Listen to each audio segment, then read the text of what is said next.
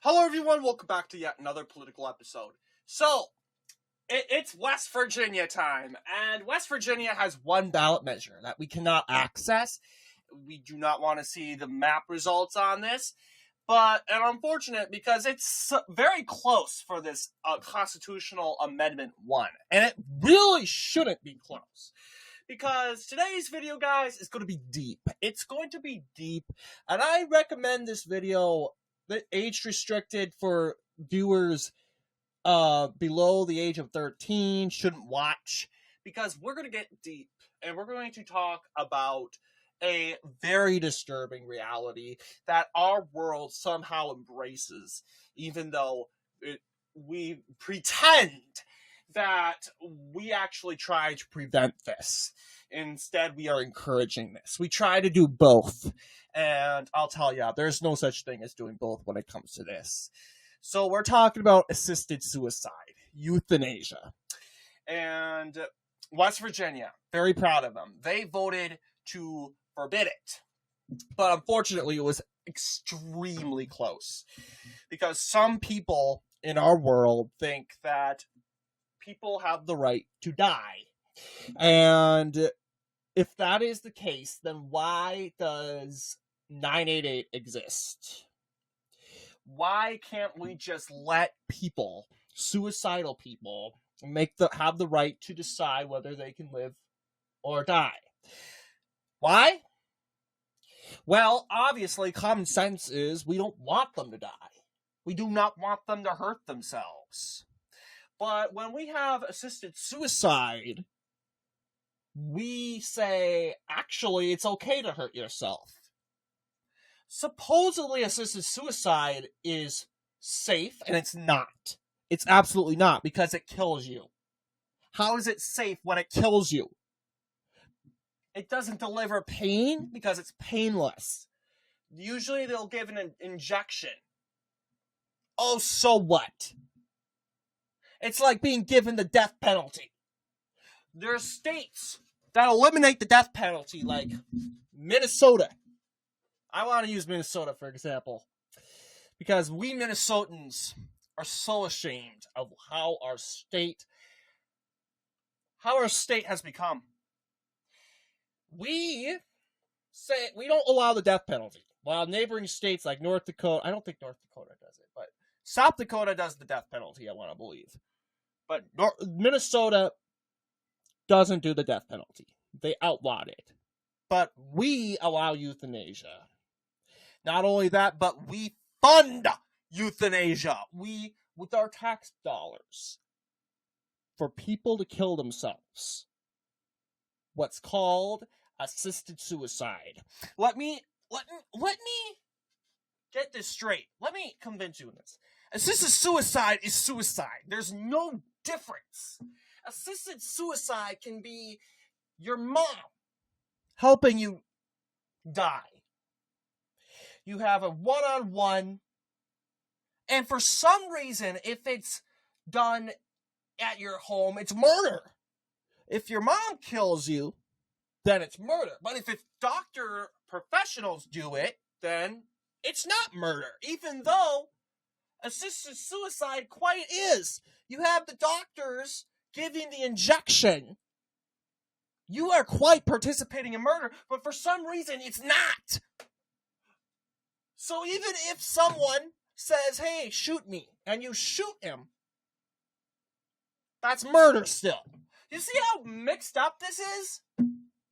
So this is how cuckoo for Cocoa Puff assisted suicide is. But unfortunately, there's the argument that, well, what if you're going through chemo? Or what if you have a really stage, there is absolutely no way forward, you're going to die anyway. Why can't you just die now? And I'll tell you this. That still is not okay. I'll tell you this. Because, number one, it's not about you. You think you are the only one suffering through this cancer, through this terrible accident, or whatever that's causing you, putting your life at peril. You're going to die. You're in hospice. You think you're the only one suffering. No, you're not. You have your loved ones around you, and you want to speed things up and extinguish their pain so that you can't feel any pain. You see how selfish that is? So this is what West Virginians think. Most West Virginians, I give them credit, they're saying no, because it's murder. It is murder. They can make the argument about abortion, but you can't make the argument about a living human being, an adult, and another adult injecting a substance that would kill the adult, kill the patient. That is murder. I don't care. We see stories all the time, and we'll be looking at this in a little bit, but I want to take a look at a story. Let's see if there's a story. Man shoots girl. Well, and this is why, of course, disclaimer, this is why this is content above age 13. We're getting really dark. Man shoots kid given permission. Let's see if there's a story. Okay, there's actually no. Man asks brother to shoot. I know this is getting really dark, but what I'm trying to do is I'm guessing there's some story. There's some story out there, and I don't know if it's coming out. I don't want to get this too dark, but there's some story where, yes, there was a guy. A brother said, hey, I want to die. Put me out of my misery. Please shoot me. And he did. What happened to that guy for killing his own brother? He went to jail. And he probably would have got the death penalty if he was in Texas. But for some reason, it's okay to give a substance to these people that will result to their lives being taken. It's infuriating. You have this lady from the Netherlands. She was a troubled 29-year-old who had succumbed to euthanasia. Why? Well, let's find out. I'm guessing it says the troubled 29-year-old. What the heck?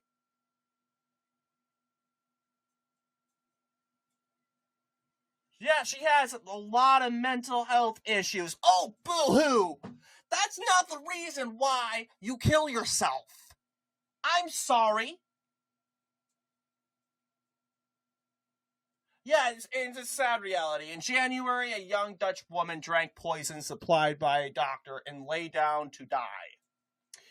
Euthanasia and doctor-assisted suicide are legal in the Netherlands, so hers was a death sanctioned by the state. But earlier, Brouwers was not terminally ill. She was allowed to end her life on account of her physiatric illness. This is sickening. I'm sorry.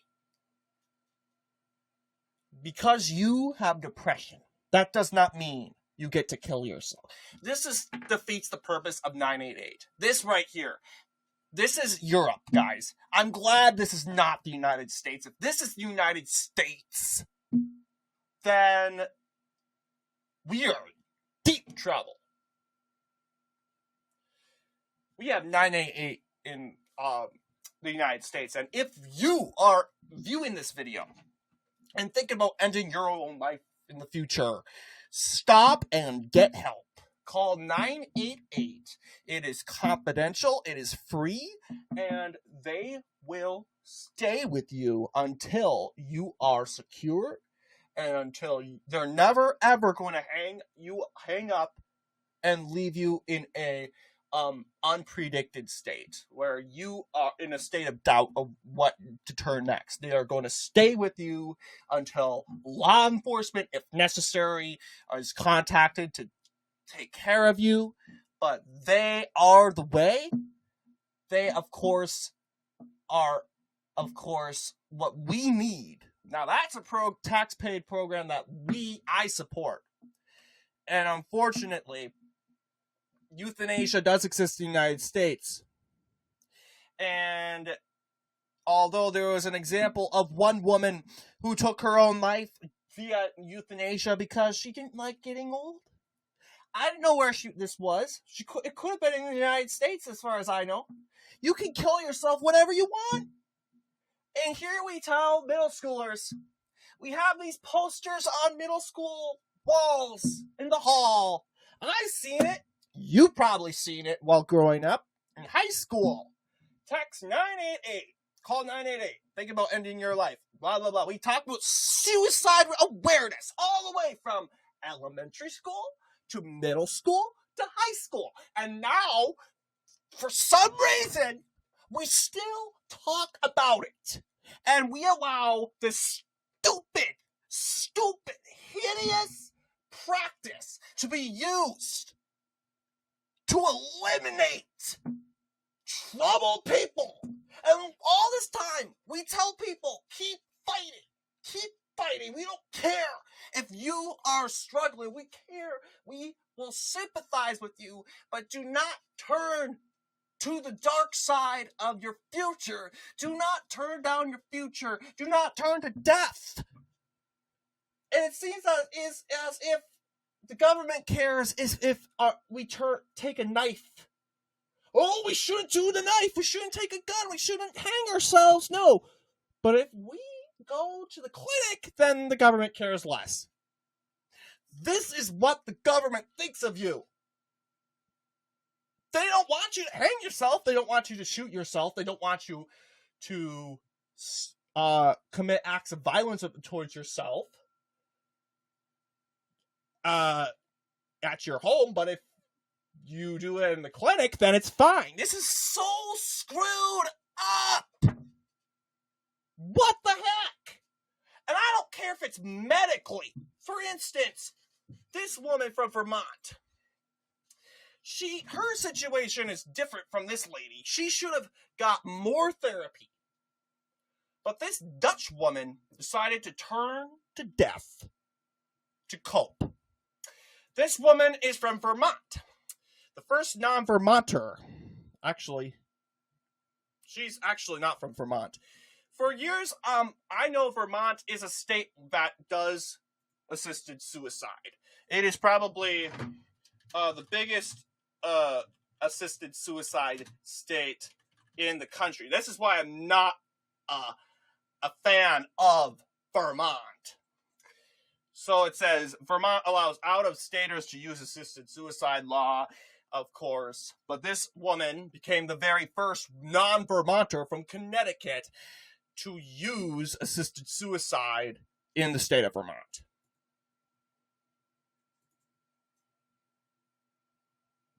Vermont is the state of suicide. And if you're from Vermont, you just know I criticize my state as much as Vermont. So, please.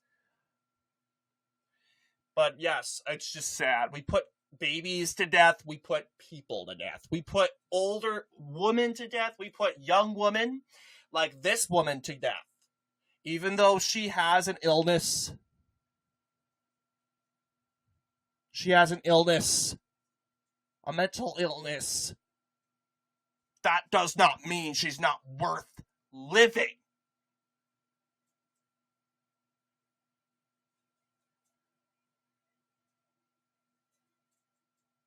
And I wish there is a day where we don't have to hear about the right to die.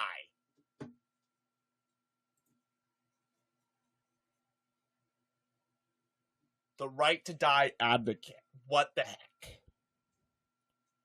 Guess what, guys? We live in a country of freedom. We live in a country of privilege. The right to life, liberty, and the pursuit of happiness. But we never has in the Constitution said the right to death. The right to life, not the right to death. The Constitution doesn't, and I hope will never, guarantee you the right to death. Because I grew up in a time where we were lifted up. We're peers, adults. They came to us when we were troubled. They lift us up. But now we are in a time where if we're troubled, they'll say, "Oh, let's go kill yourself with assisted suicide," and that's just heartbreaking. And I just feel horrible for these patients that go to assisted suicide. You have the anger, but you also feel the pain. You also feel the remorse because you are angry at the people that recommend assisted suicide. It's best that you shouldn't be alive. And these people so-called love you. So you shouldn't have to go through this. I don't think anyone should have to know that their loved one voluntarily ended their life. I have the right to end my life because I have the right not to go through this pain. It's always the entitlement. It's always the entitlement. But what about your mother? What about your father? What about your brothers and sisters and your neighbors? Your co-workers? I think they have the right not to grieve. What about the right not to grieve? Have you ever considered that? Tell these people that commit suicide, hey, look, if you kill yourself, you know what you're doing to your loved one. You're hurting your loved ones more than you hurt yourself. Because when you're gone, you're gone. You feel no more pain. All that suffering is gone. But your loved ones, they carry that with the rest of their life. That pain. That they were suddenly abandoned. That they failed to give comfort to the person they loved. That their hospitality and their efforts to give joy was not enough. And to see that person fall down into despair, it just kills you inside. I'm sure we all knew someone who committed suicide. Suicide is the rising death in our country. And it's becoming a stark reality where we start to encourage suicide. First, we start to say, don't commit suicide, text 988. What's the point of 988? If we have this stupid so we're paying for a program to keep people alive that are committing suicide. And we're also paying for a program for people that want to kill themselves. How does that work? You have to choose one. Which one? All these blue states, Minnesota, Vermont, Connecticut, all these blue states, they do 988, but they also do assisted suicide. What's the point about that? Choose one and stick with it. I'm telling you guys, I'm waiting for the Supreme Court. Someone please file a lawsuit. We have a Supreme Court majority. We are going to ban assisted suicide nationwide because it's not just an assault towards individual happiness and innocence. It's an assault to the American people, towards everyone that has to deal and carry the burden that their loved one had taken their life and they were encouraged by the government to do so. I'm waiting. We pray for that moment, guys. We pray. Because we prayed for the overturn of Roe v. Wade. We got it. Now we got to pray for the permanent ban of assisted suicide. West Virginia, applaud to you. Because I want to give you credit. Although it was shocking how close it was and how deluded people are, West Virginians understand the pain that assisted suicide, even in medical conditions, gives to the ones they love. So this was a long, deep video, but it was a must-need conversation because we know the road of what the government really thinks about us. They don't care about inflation. They don't care about us in the migrant crisis, and they certainly don't care if we turn to suicide. So the government doesn't care. As long as the government gets their money in their way, then, hey, you know what? We don't matter to them. As long as we're paying. It doesn't matter if we starve. It doesn't matter if we don't have money to afford to our families. It doesn't matter if we can't afford gas. As long as we're chipping away money, they care less. As long as we go to fight in their pathetic wars, they can care less. So let me know what you guys think down below.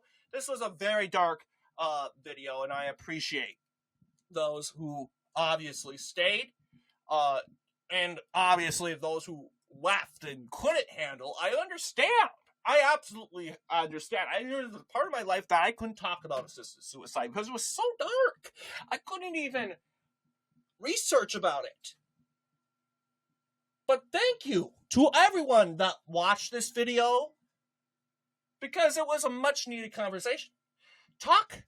And of course, I don't support talking to your kids about assisted suicide. No, they don't have. Kids should not know that this exists. Do not tell your kids.